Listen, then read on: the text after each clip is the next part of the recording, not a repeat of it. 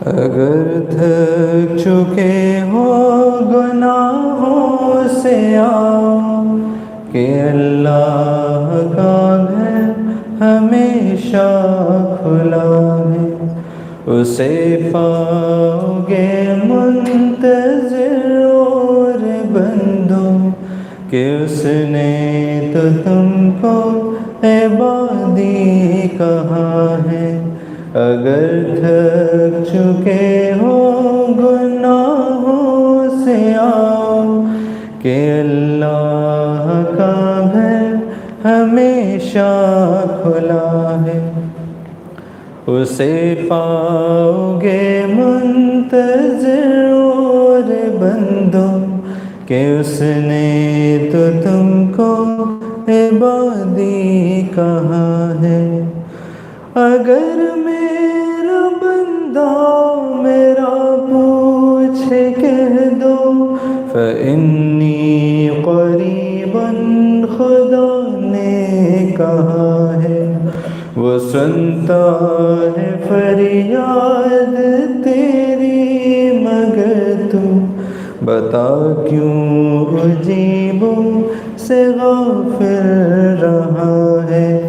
اگر تھک چکے ہو گناہوں سے آؤ کہ اللہ کا گھر ہمیشہ کھلا ہے، اسے پاؤ گے منتظر اور بندوں کہ اس نے تو تم کو عبادی کہا ہے۔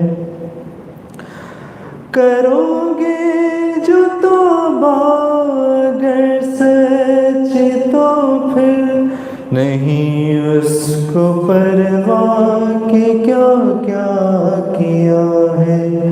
غفور رحیم ہے مالک تمہارا، وہ بخشے گا سب کچھ جو تم نے کیا ہے۔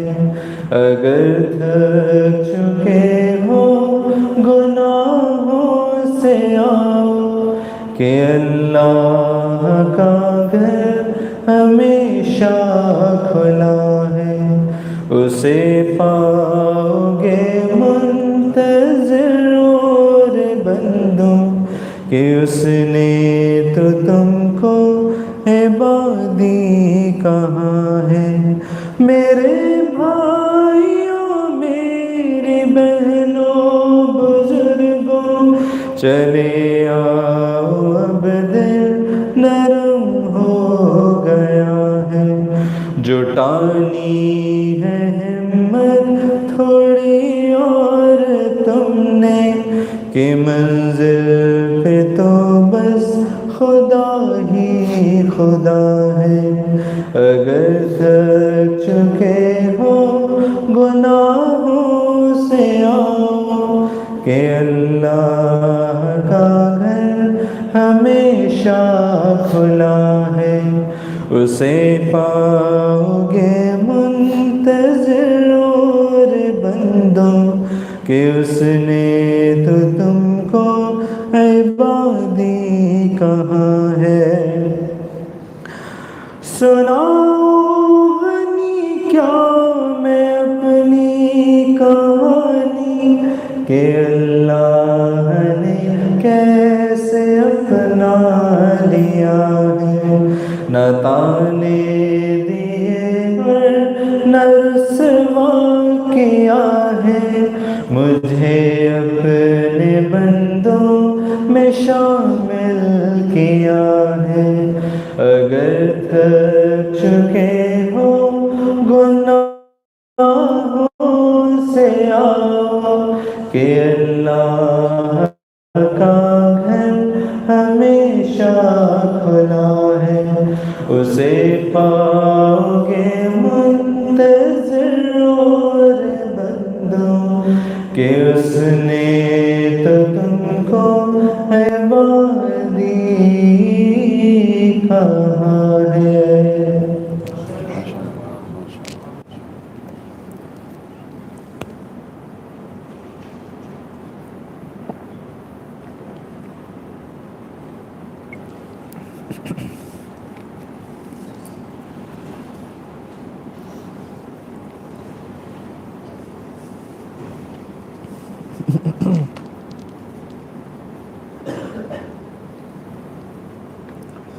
اچھا، یہ قصیدہ برد شریف سب کو یاد ہوگا تقریباً، تو ساتھ دیجیے گا میرا۔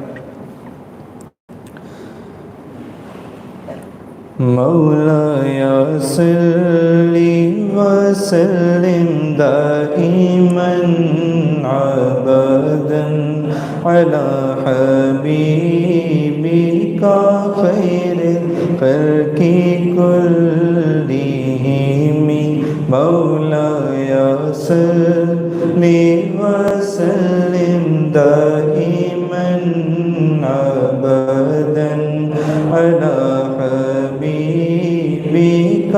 خير الخلق كلهم نہ کوئی آپ سا ہوگا نہ کوئی آپ جیسا تھا، کوئی یوسف سے پوچھے مصطفیٰ کا حسن کیسا تھا، زمین و آسمان میں کوئی بھی مثال نہ ملی۔ پڑھے مولایا صلی وسلم دائما ابدا علی حبیبک خیر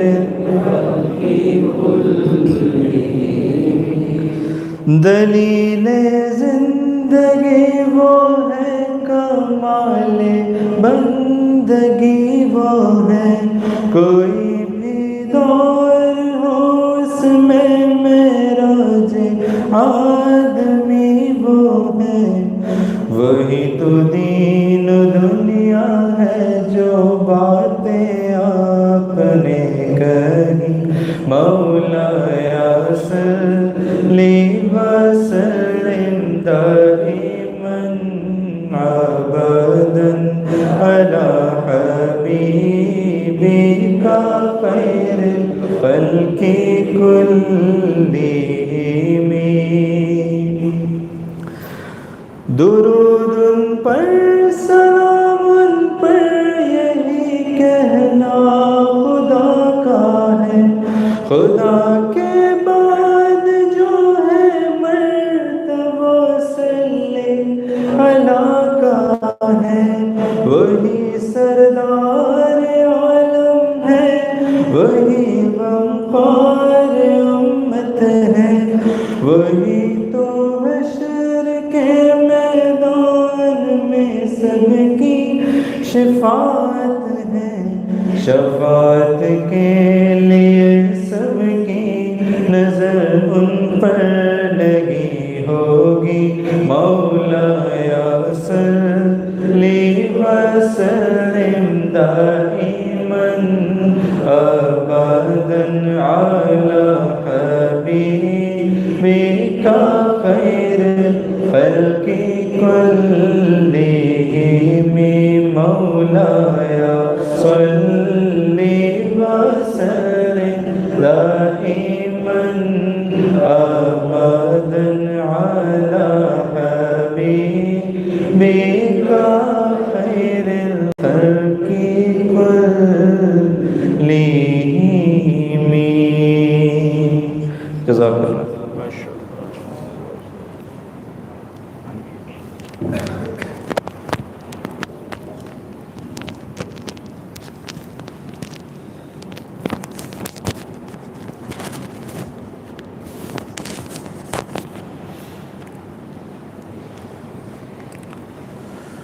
الحمد للہ وکفا، الحمد للہ وکفا، والسلام علی عبادہ الذین اصطفى، اما بعد، اعوذ باللہ من الشیطان الرجیم، بسم اللہ الرحمن الرحیم، وهو معکم اینما کنتم، سبحان ربک رب العزة عما یصفون، سلام علی المرسلین والحمد للہ رب العالمین۔ اللہم صلی علی سیدنا محمد وعلی آل سیدنا محمد وبارک وسلم۔ اللہم صلی علی سیدنا محمد وعلی آل سیدنا محمد وبارک وسلم۔ اللہم صلی علی سیدنا محمد وعلی آل سیدنا محمد وبارک وسلم۔ ارشاد باری تعالیٰ ہے وَهُوَ مَعَكُمْ أَيْنَمَا كُنْتُمْ، اور وہ تمہارے ساتھ ہے تم جہاں کہیں بھی ہو۔ تو قرآن پاک کی یہ مبارک آیت یہ ہمیں بتا رہی ہے کہ اللہ ہر وقت ہمارے ساتھ ہے، ہم جہاں کہیں بھی ہو۔ اس چیز کو ہم مانتے ضرور ہیں کیونکہ قرآن کی آیت ہے، ہر مسلمان اس کو مانتا ہے، مگر اس کا استحضار ہونا، اس چیز کا دھیان رہنا کہ اللہ میرے ساتھ ہے، اللہ مجھے دیکھ رہا ہے، یہ استحضار ہر وقت نہیں رہتا۔ اور یہ استحضار رکھنا یہ بڑا گول ہے، یہ بڑی کامیابی ہے۔ نبی علیہ الصلوۃ والسلام نے فرمایا افضل الایمان ان تعلم ان اللہ معک حینما کنت۔ اللہ کے پیارے محبوب نے فرمایا کہ افضل ایمان، سب سے بہترین ایمان یہ ہے کہ تو جان لے کہ اللہ تیرے ساتھ ہے، تو جہاں کہیں بھی ہے۔ تو یہ استحضار ہونا اس بات کا کہ اللہ ہر وقت ہمارے ساتھ ہے، یہ ایمان کے عروج پر انسان کو پہنچا دیتا ہے۔ ایمان کے عروج پہ کیوں پہنچ جاتا ہے وہ شخص جس کو یہ سارا وقت استحضار ہے کہ جی اللہ مجھے دیکھ رہے ہیں، جس کو سارا وقت استحضار اگر ہے کہ اللہ مجھے دیکھ رہے ہیں، اس کی مثال اس بندے کی ہے جو ہے تو چور مگر سپر مارکیٹ میں چلے گیا، سپر مارکیٹ میں ہر طرف کیمرے لگے ہوئے ہیں، چاہتا بھی ہے کہ گڑبڑ کر لوں، کوئی نہ کوئی چیز اٹھا لوں یہاں سے تو وہاں سے، مگر اس کو پتہ کہ کیمرے لگے ہوئے ہیں اور میں دیکھا جا رہا ہوں۔ اس دیکھنے کی ڈر کی وجہ سے وہ گیا اندر اور اندر سے کوئی بھی چیز چرائے بغیر واپس باہر آ گیا، تو غلطی نہیں کر سکا۔ یہی حال اس شخص کا ہے جس کو ہر وقت یہ دھیان ہے کہ اللہ مجھے دیکھ رہے ہیں، اس کا نفس اس کو اکساتا بھی ہے، شیطان اس کو بلاتا بھی ہے، مگر یہ خیال کہ اللہ مجھے دیکھ رہے ہیں، یہ خیال اس کو گناہ کرنے نہیں دیتا۔ اسی لیے اللہ کے پیارے محبوب نے فرمایا کہ یہ ایمان کا سب سے اونچا درجہ ہے کہ تو جان لے کہ اللہ تیرے ساتھ ہے، تو جہاں کہیں بھی ہو۔ صحابہ کرام کو یہ کیفیت نصیب ہو جاتی تھی جیسے ہی وہ اللہ کے نبی کی صحبت میں آتے تھے، اللہ کے نبی کی پیاری نگاہ ان پہ پڑتی اور ان کے دل جو ہے وہ منور ہو جاتے ہیں۔ اس چیز کا دھیان، اس چیز کا استحضار ان کو پوری طرح سے آ جاتا۔ خود نہ تھے جو راہ پر اوروں کے ہادی بن گئے، خود نہ تھے جو راہ پر اوروں کے ہادی بن گئے، وہ کیا نظر تھی جس نے مردوں کو مسیحا کر دیا۔ تو صحابہ کرام جو تھے ان کو اللہ تعالیٰ نے یہ نعمت دی، اللہ کے پیارے محبوب کی ایک نگاہ پڑتی اور ان کو یہ معیت کی، یہ افضل الایمان کی کیفیت نصیب ہو جاتی۔ آج کے زمانے میں بھی یہ معیت حاصل کرنا ممکن ہے کہ انسان کو ہر وقت استحضار رہے کہ اللہ مجھے دیکھ رہے ہیں، مگر اس کے لیے محنت کرنی پڑتی ہے، ذکر اذکار معمولات کی پابندی کرنی پڑتی ہے۔ یہ جو تمام مشائخ، جتنے بھی سلاسل کے مشائخ ہیں، انہوں نے ایک معمولات کی ترتیب اپنے سالکین کو دی ہوتی ہے۔ اس ترتیب کو دینے کا مقصد بھی یہی ہوتا ہے کہ جی یہ کیفیت نصیب ہو جائے۔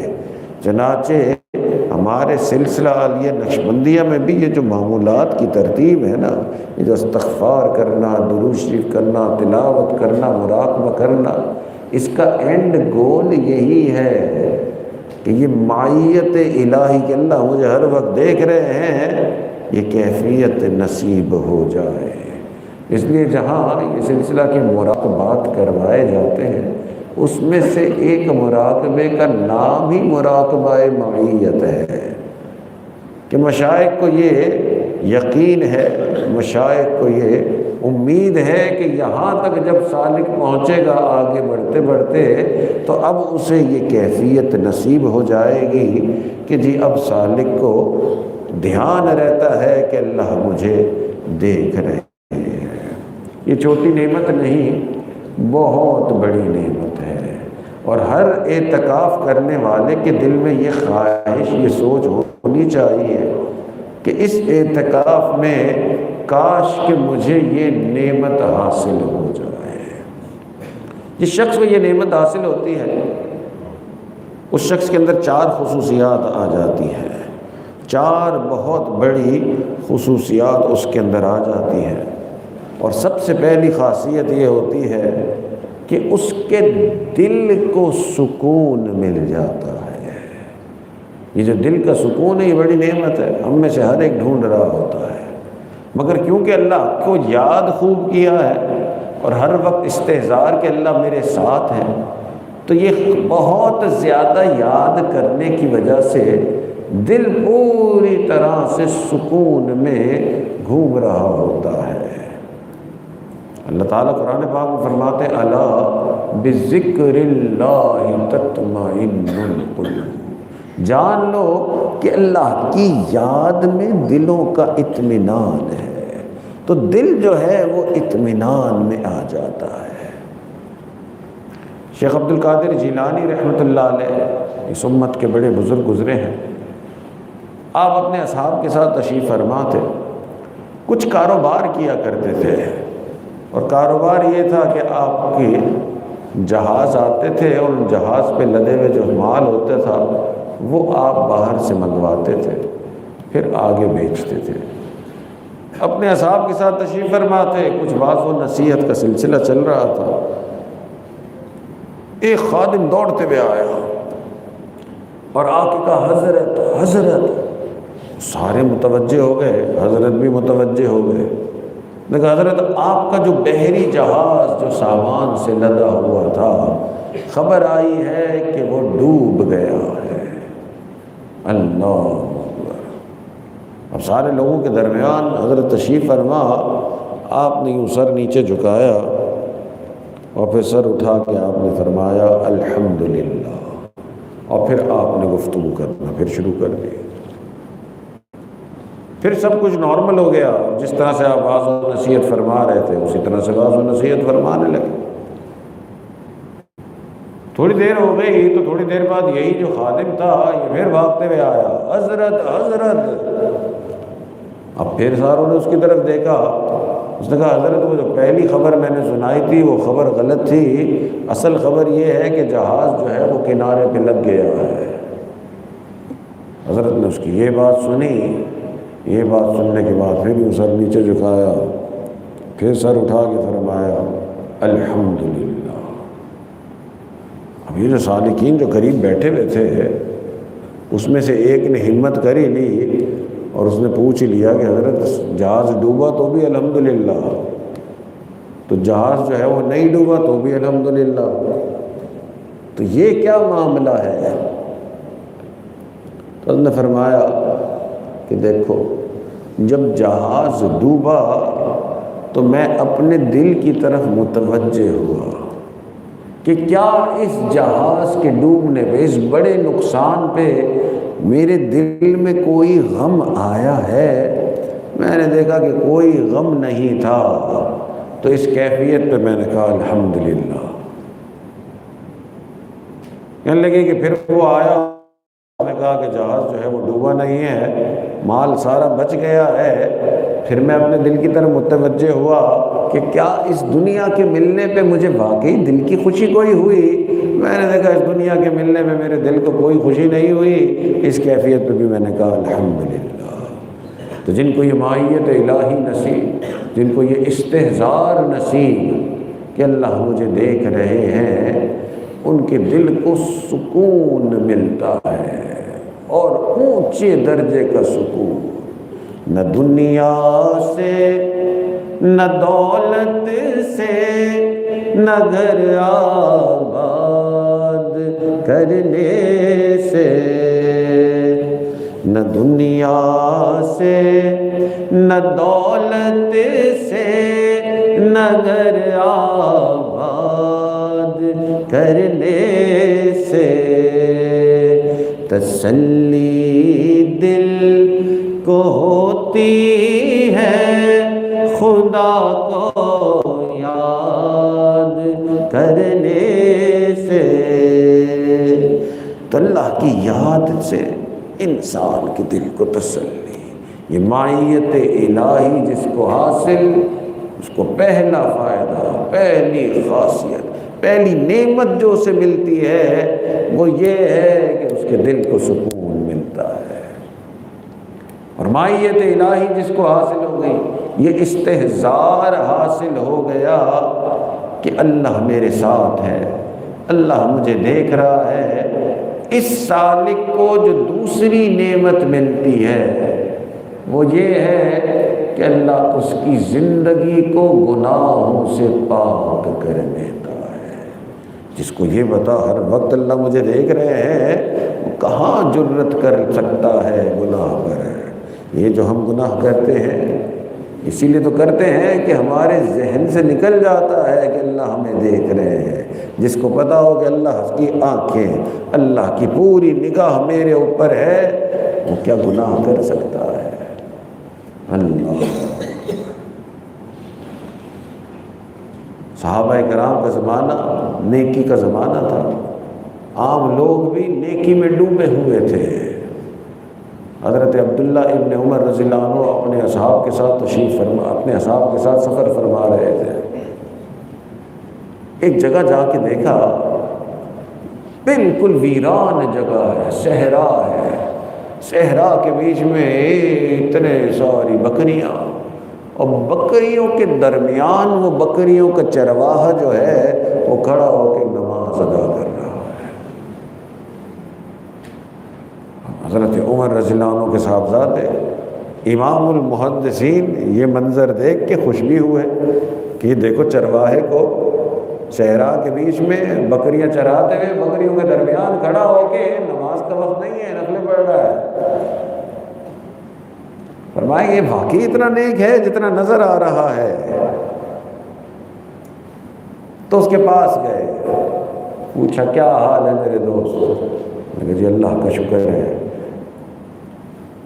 فرمایا یہ جو تیری بکریاں ہیں اس میں سے ایک بکری لینا چاہتا ہوں، ہم یہاں دوست ہیں، چاہ رہے ہیں کہ کچھ بکری جو ہے وہ بھون کے کھا لیں، بھوک جو لگی ہے۔ اس نے کہا یہ بکری میری نہیں ہے، یہ بکریاں میرے مالک کی ہیں، میں تو صرف چرواہا ہوں۔ حضرت نے چیک کرنے کے لیے کہا اتنی ساری ہیں، اس میں سے ایک مجھے دے دے، تیرے مالک کو کیا پتہ چلے گا؟ اور پھر جب ہم بھون کے کھائیں گے نا تو بھی ہمارے ساتھ بیٹھ کے کھا لینا۔ یہ آفر بھی کر دی دیکھنے کے لیے کہ واقعی وہی یہ نیک بندہ ہے جو ایسے کھڑے ہو کے نفلیں پڑھ رہا ہے۔ اس نے کہا کہ مالک کی ہے، ایسے کیسے آپ کو دے سکتا ہوں؟ کھا تو میں ویسے بھی نہیں سکتا کہ میں روزے سے ہوں۔ حضرت کو اور محسوس ہوا کہ اچھا روزہ بھی رکھا ہوا ہے، نفلی روزہ رکھا ہوا ہے، صحرا کے بیچ میں نفلی نمازیں پڑھ رہا ہے، وہ بھی بکریوں کے بیچ میں کھڑے ہو کے، اور اپنی بکری کے بارے میں بھی یہ کہہ رہا ہے کہ جی یہ میرے مالک کی بکریاں ہیں۔ تو حضرت کو یقین ہو گیا کہ ہے بڑا نیک، مگر اور چیک کرنے کے لیے پھر کہا کہ تھوڑی دیر میں افطار تو ہو جائے گی، جب یہ بکری ہم پکائیں گے تو افطار کے بعد ہم ہمارے ساتھ ہی افطار کر لینا۔ اس نے کہا میں تو افطار کر لوں گا، فَأَيْنَ اللَّهُ، پھر اللہ کہاں ہے؟ حضرت نے یہ بات سنی تو حضرت نے فرمایا کہ یہ وہ نوجوان ہے جس کو واقعی معیت الہی نصیب ہے، اس کو یہ استحضار ہے کہ اللہ مجھے دیکھ رہا ہے۔ تو جس کو یہ نعمت ملتی ہے معیت الہی کی، اس کو ایک اور بھی بڑی نعمت ملتی ہے، اور وہ یہ کہ وہ گناہوں سے بچ جاتا ہے۔ تو معیت الہی والا جو سالک ہوگا اس کو 4 بڑی نعمتیں ملیں گی۔ پہلی یہ کہ اس کو دل کا سکون ملے گا، یہ جو ہم سب ڈھونڈتے پھر رہے ہیں وہ یہی ہے۔ اور دوسری یہ کہ اس کو گناہوں سے پاک زندگی ملے گی۔ اور تیسری نعمت یہ ہے کہ اس کو اپنے غصے پہ قابو آ جائے گا۔ اللہ اکبر، یہ بڑی نعمت ہوتی ہے کہ جس شخص کو غصے پہ قابو آ گیا اس کی زندگی، آدھی زندگی تو آسان ہی ہو جاتی ہے۔ آدھی زندگی ہماری جو پریشانی میں گزرتی ہے وہ اس وجہ سے کہ ہمیں چیزیں برداشت نہیں ہوتی۔ حضرت علی رضی اللہ عنہ،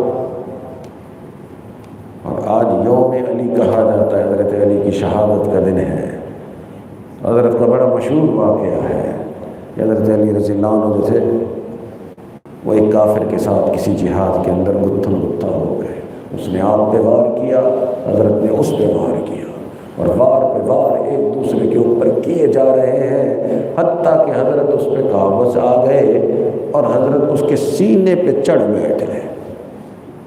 اور قریب ہی تھا کہ اس کے سینے پہ وہ اپنی تلوار گھونپ دیتے، اس وقت نے آپ کے مبارک چہرے پہ تھوک دیا۔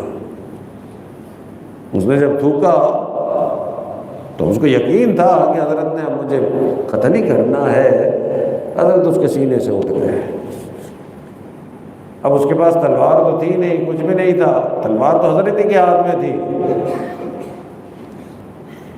اس نے کہا کیا ہوا بھائی، ایسی زبردست لڑائی چل رہی تھی، آپ نے مارنا نہیں ہے مجھے؟ فرمایا مارنا تو تھا تجھے، مگر پہلے جب مار رہا تھا نا اس وقت خالصتاً اللہ کے لیے مار رہا تھا۔ اب جب تو نے تھوکا نا میرے منہ پہ تو اب نیت جو ہے نا اس میں اپنا غصہ بھی شامل ہو جاتا ہے۔ اپنے غصے کی وجہ سے تجھے نہیں مارنا چاہتا، اس لیے تیرے سینے سے اٹھ گیا۔ اللہ اکبر، کتنا زیادہ اپنے غصے پہ نظر ہے۔ اللہ، تو جس کو یہ معیت الہی نصیب، جس کو یہ استحضار نصیب کہ اللہ میرے ساتھ ہے، اللہ مجھے دیکھ رہا ہے، اس کو یہ 4 نعمتیں ملیں گی۔ ایک دل کا سکون ملے گا، دوسرا اس کو گناہوں سے پاک زندگی ملے گی، تیسرا اس کو اپنے غصے پہ قابو ملے گا، اور چوتھی اور سب سے بڑی نعمت اس کو اللہ کی محبت نصیب ہو جائے گی۔ حضرت اقدس تھانوی رحمۃ اللہ علیہ کے سب سے بڑے خلیفہ حضرت خواجہ عزیز الحسن مجذوب رحمۃ اللہ علیہ بہت بڑے بزرگ تھے۔ حضرت کے انتقال کے بعد حضرت کے سارے خلفاء نے ان خواجہ عزیز الحسن مجذوب رحمۃ اللہ علیہ سے بیعت کی۔ حضرت مفتی محمد شفیع رحمۃ اللہ علیہ جو ہمارے یہ دارالعلوم کرنگی جو ہے اس کے بانی بھی تھے، اور ہمارے ملک کے مفتی اعظم بھی تھے رحمۃ اللہ علیہ، وہ یہ واقعہ نقل فرماتے ہیں کہ ہم ایک مرتبہ خواجہ صاحب کی خدمت میں بیٹھے تھے، اور بہت سارے، ان کا یہ عاجز بھی تھا اور بہت سارے علماء بھی ان کی صحبت میں بیٹھے تھے۔ فرماتے ہیں کہ حضرت نے اس مجلس میں ہمیں لطیفے سنانے شروع کر دیے، اور ایسے لطیفے تھے کہ ہمیں اتنی ہنسی آ رہی تھی، ہنس ہنس کے لوٹ پوٹ ہو رہے تھے، ہم سب ہنس رہے تھے، اور زبردست قسم کے لطیفے چل رہے تھے۔ اور حضرت نے 1 گھنٹے تک ہمیں لطیفے سنائے.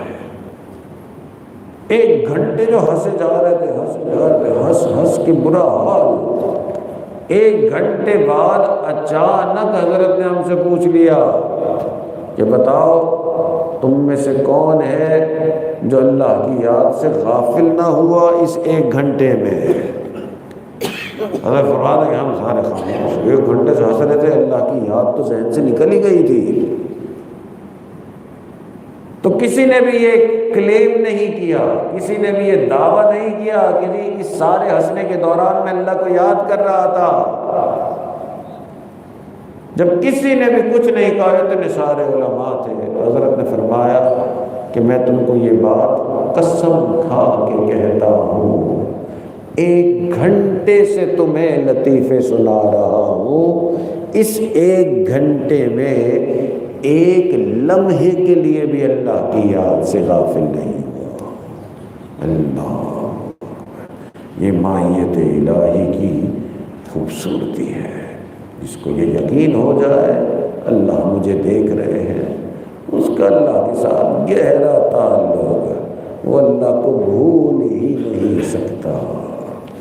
اسی لیے مشائخ جو ہیں اپنے سالکین کی جو پروگریس ہے نا کہ وہ آگے بڑھے ہیں یا نہیں بڑھے ہیں، اس میں ایک چیز جو دیکھتے ہیں وہ یہ مائیت الہی دیکھتے ہیں کہ کتنا زیادہ اللہ کا یہ قرب، کتنا زیادہ یہ استحضار اس کو ہے کہ اللہ اسے دیکھ رہے ہیں. حضرت شیخ شہاب الدین سہروردی رحمۃ اللہ علیہ اس امت کے بڑے بزرگ گزرے ہیں. ایک سلسلہ ہے سلسلہ عالیہ سہروردیہ، اور اس سلسلے کے بھی بڑے امام جو تھے یہ شیخ شہاب الدین رحمۃ اللہ علیہ تھے. حضرت کی خانقاہ بڑی زندہ تھی، پورے ہندوستان سے لوگ مختلف علاقوں سے حضرت کی خدمت میں حاضر ہوتے تھے اور یہ سلوک سیکھتے تھے، اللہ اللہ کرنا سیکھتے تھے. باطن کی صفائی کی نیت سے آتے تھے اور ہمیشہ رش لگا ہوا ہوتا تھا. کچھ ایسے بھی سالکین تھے جو کافی مہینے حضرت کے پاس رہتے، چند ایسے بھی تھے جو سالوں سے حضرت کی خانقاہ میں تھے.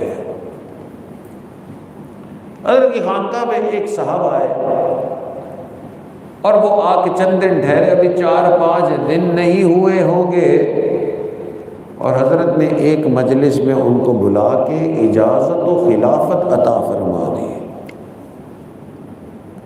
اب سارے حیران، جو لوگ مہینوں سے حضرت کی خانقاہ میں پڑے ہوئے تھے، کچھ سالوں سے پڑے ہوئے تھے، ان کو یہ اجازت و خلافت نہیں ملی. اور یہ صاحب باہر سے آئے، 3-4 دن گزارے اور حضرت نے ان کو اجازت و خلافت سے نواز دیا. تو تھوڑی سی ایک ریزنٹمنٹ تھی، تھوڑی سی سب کے ذہن میں یہ سوال اٹھا ہوا تھا ضرور کہ بھائی یہ کیا بات ہوئی. وہ کیا کہتے ہیں، ہم بھی تو پڑے ہیں راہوں میں. تو ایک نے جا کے کہہ ہی دیا کہ حضرت کچھ سمجھائیں، اتنے سالوں سے جو آپ کی خدمت میں تھے، تو یہ نعمت ہمیں نصیب نہیں ہوئی اور آپ نے یہ نعمت جو ہے 3-4 دن ہوئے ہیں ابھی تو آیا ہے یہ شخص، اور اس کو آپ نے اتنی بڑی چیز، اتنی بڑی نعمت عطا کر دی، اجازت و خلافت دے دی.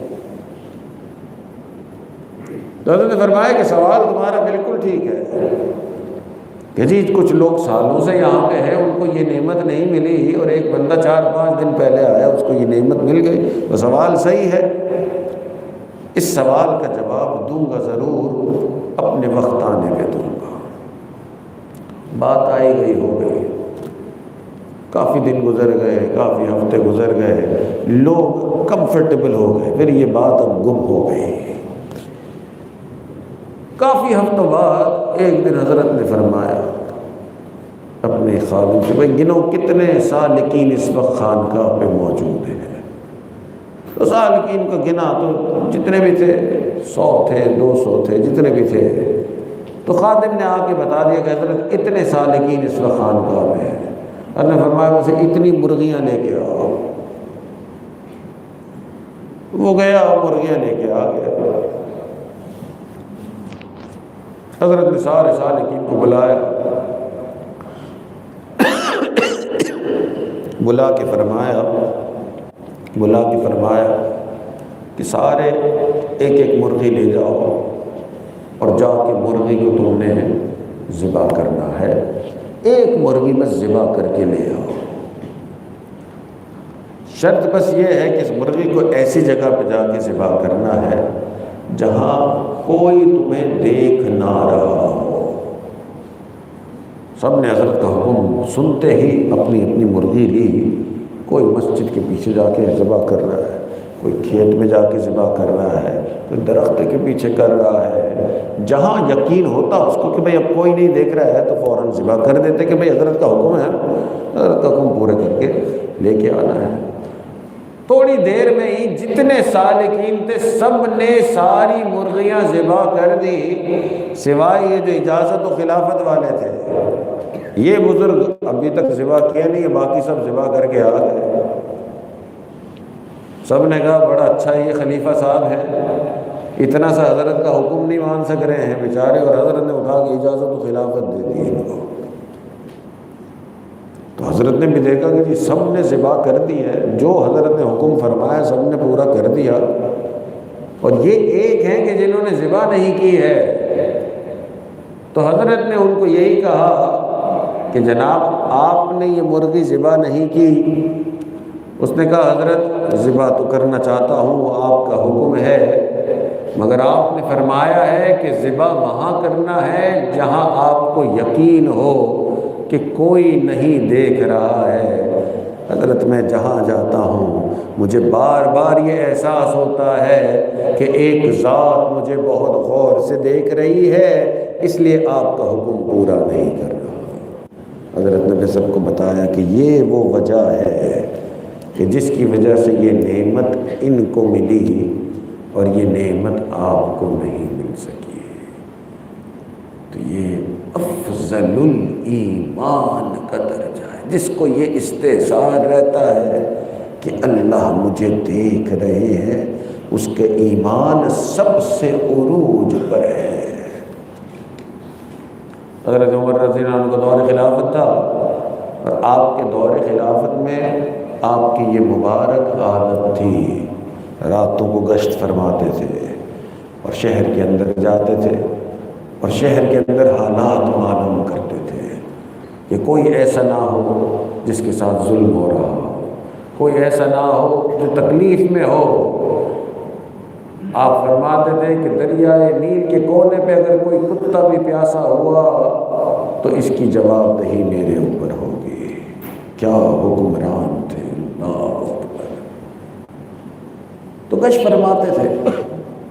ایک دن گشت فرما رہے تھے, گشت کرتے کرتے ایک گھر کے قریب سے گزرے ہیں. تہجد کا وقت تھا, فجر قریب تھی. گھر کے اندر سے آواز آئی دو عورتوں کی. ایک بوڑھی سی عورت کی آواز آ رہی تھی اور ایک نوجوان لڑکی سی تھی, اس کی آواز آ رہی تھی. بوڑھی عورت نوجوان لڑکی سے کہہ رہی تھی کہ بکریوں نے دودھ دے دیا ہے.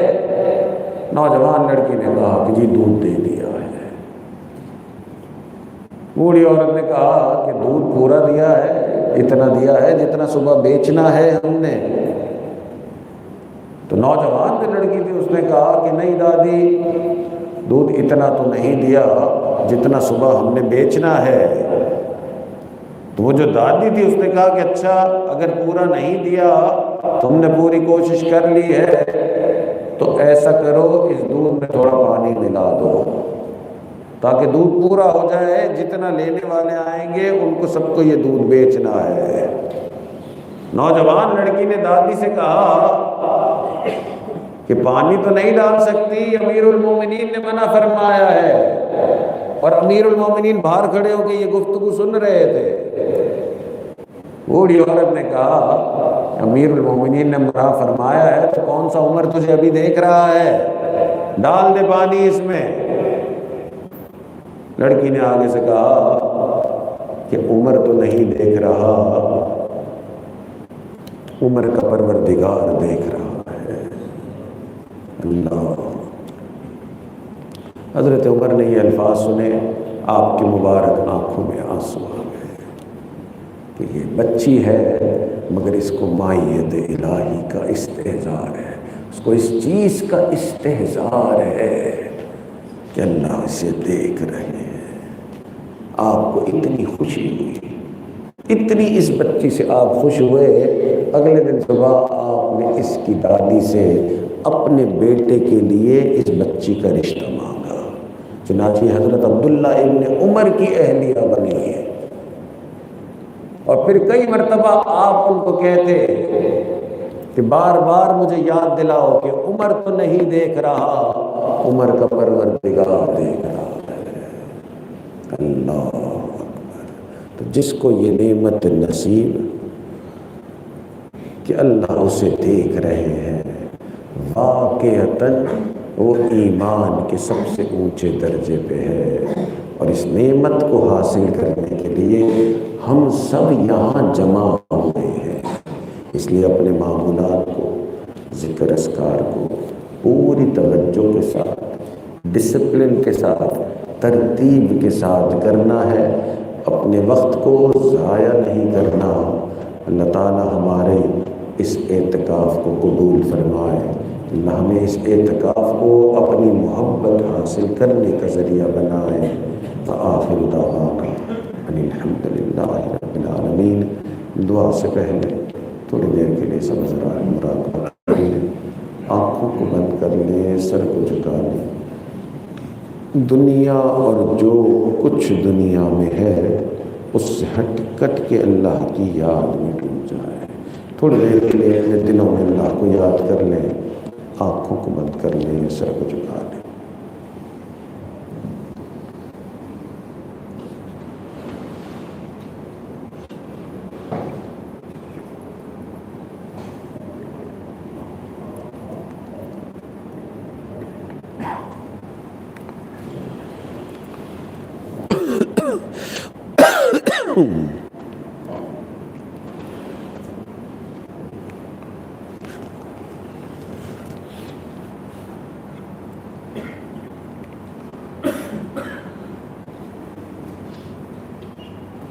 محبت کیا ہے، دل کا درد سے معمور ہو جانا۔ محبت کیا ہے، دل کا درد سے معمور ہو جانا۔ متاع جان کسی کو سونپ کر مجبور ہو جانا۔ قدم ہے راہ الفت میں تو منزل کی ہوس، قدم ہے راہ الفت میں تو منزل کی ہوس کیسی، یہاں تو عین منزل ہے، تھکن سے چور ہو جانا۔ یہاں تو عین منزل ہے، تھکن سے چور ہو جانا۔ متاع جان کسی کو سونپ کر مجبور ہو جانا۔ نظر سے دور رہ کر بھی تقی وہ پاس ہے میرے، نظر سے دور رہ کر بھی تقی وہ پاس ہے میرے، کہ میری عاشقی کو عیب ہے مہجور ہو جانا، کہ میری عاشقی کو عیب ہے مہجور ہو جانا، متاع جاں کسی کو سونپ کر مجبور ہو جانا، محبت کیا ہے دل کا درد سے معمور ہو جانا۔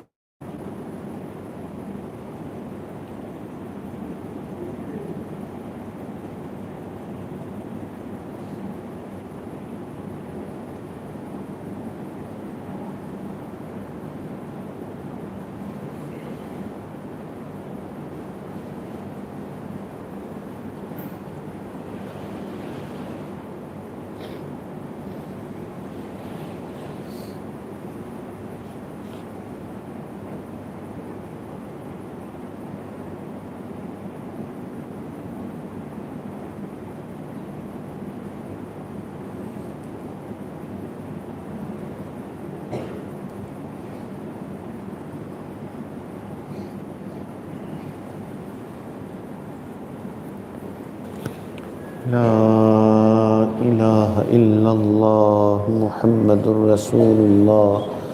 دعا کر لیجئے۔ سبحان ربی العلی الوہاب، اللہم صلی علی سیدنا محمد وعلی آل سیدنا محمد وبارک وسلم۔ ربنا ظلمنا انفسنا وإن لم تغفر لنا وترحمنا لنکونن من الخاسرین۔ اے اللہ ہم آپ کے عاجز مسکین بندے ہیں، اللہ ہمارے گناہوں کو معاف فرما، ہماری خطاؤں سے درگزر فرما، ہمارے عیبوں کی پردہ پوشی فرما، اللہ برے دن سے محفوظ فرما، اللہ بری رات سے محفوظ فرما، میرے مالک برے کاموں سے محفوظ فرما، اے اللہ ہمیں برے انجام سے محفوظ فرما، اللہ ہدایت ملنے کے بعد گمراہی سے محفوظ فرما، اللہ سیدھا رستہ ملنے کے بعد بھٹکنے سے محفوظ فرما، اللہ اپنا قرب حاصل ہو جانے کے بعد اپنی دوری سے محفوظ فرما، میرے مالک نعمتیں مل جانے کے بعد نعمتوں کے چھن جانے سے محفوظ فرما، اللہ عزتیں ملنے کے بعد ذلت سے محفوظ فرما، میرے مالک در در کے دھکے کھانے سے محفوظ فرما، اللہ تیرے در کو پکڑ کے بیٹھ گئے ہیں، اے اللہ اس در کے پکڑنے کی برکت سے میرے مالک ہمیں در در کے دھکوں سے محفوظ فرما، اللہ تیرے ایک در سے ہمیں حاصل ہو جانے کی توفیق عطا فرما، اللہ اس در سے بڑی امید لگا کے آئے ہیں، اے اللہ ہمیں امیدوں میں ناکام نہ فرما، اللہ تیرے کمزور بندے ہیں، اے اللہ اپنی رحمت کا سایہ عطا فرما۔ میرے مالک ہمارے پاس کوئی نیک اعمال نہیں، اے اللہ گناہوں کی گٹھڑی لے کے آئے ہیں۔ اے اللہ ہم نے اپنے بڑوں سے سنا ہے کہ جب بادشاہوں کے پاس جاتے ہیں تو ان سے یہ نہیں پوچھا جاتا کہ کیا لے کے آئے ہو، بادشاہ تو یہ پوچھتے ہیں کیا لینے آئے ہو۔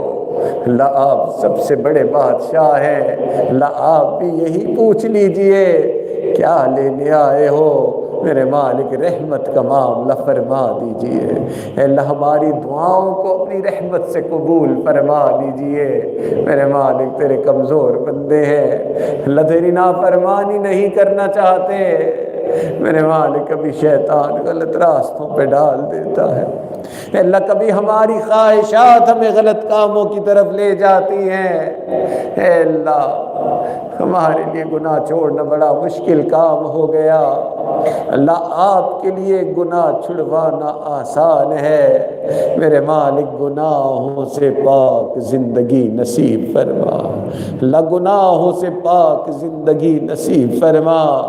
گناہگاری میں کب تک عمر کاٹوں، گناہگاری میں کب تک عمر کاٹوں، بدل دے میرا رستہ دل بدل دے، ہوا و حرص والا دل بدل دے، میرا غفلت میں ڈوبا دل بدل دے، اللہ رحمت کا معاملہ فرما، اللہ اٹھے ہوئے ہاتھوں کی لاج فرما، اللہ اٹھے ہوئے ہاتھوں کی لاج فرما۔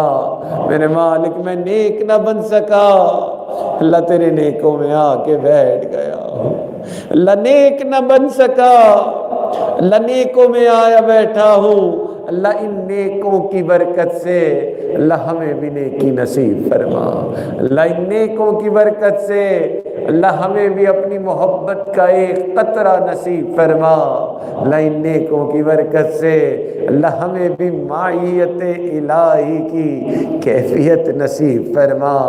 میرے مالک اپنی رحمت کا سایہ عطا فرما، اللہ نماز کی حضوری نصیب فرما، اللہ سجدے کا سرور نصیب فرما، اللہ رات کے آخری پہر کے مناجات کی لذت نصیب فرما۔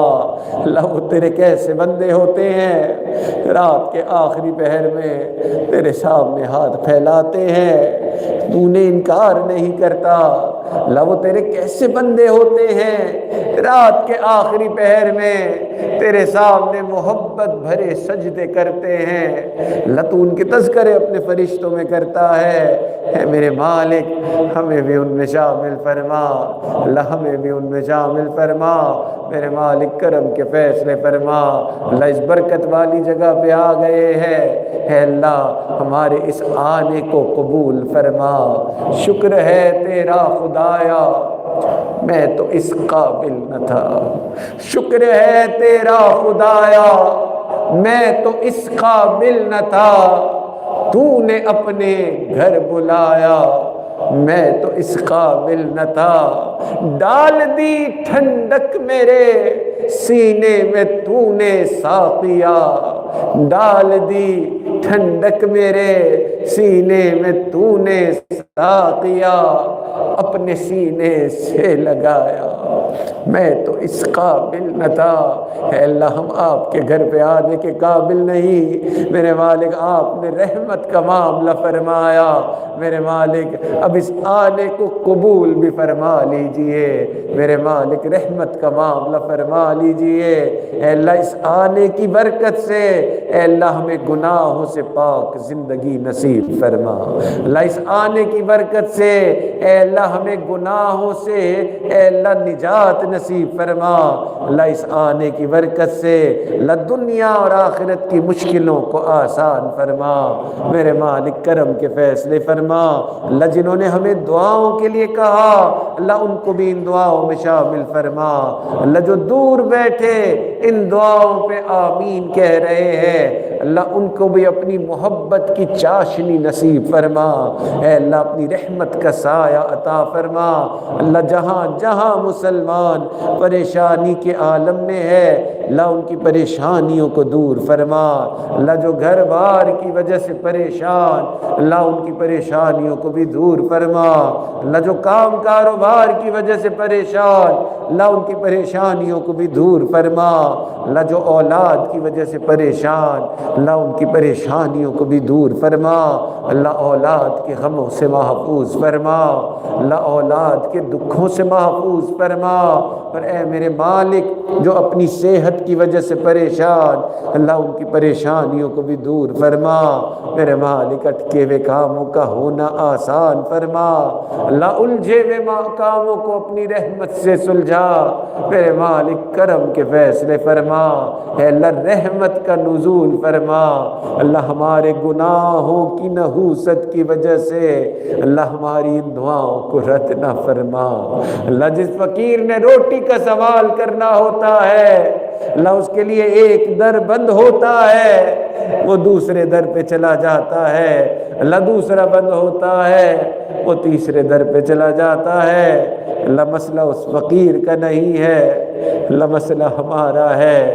اگر یہ در بند ہو گیا میرے مالک کوئی اور در نہیں ہے۔ اللہ رحمت کا معاملہ فرما، پروردگار عالم تیرا ہی ہے سہارا، پروردگار عالم تیرا ہی ہے سہارا، تیرے سوا جہاں میں کوئی نہیں ہمارا۔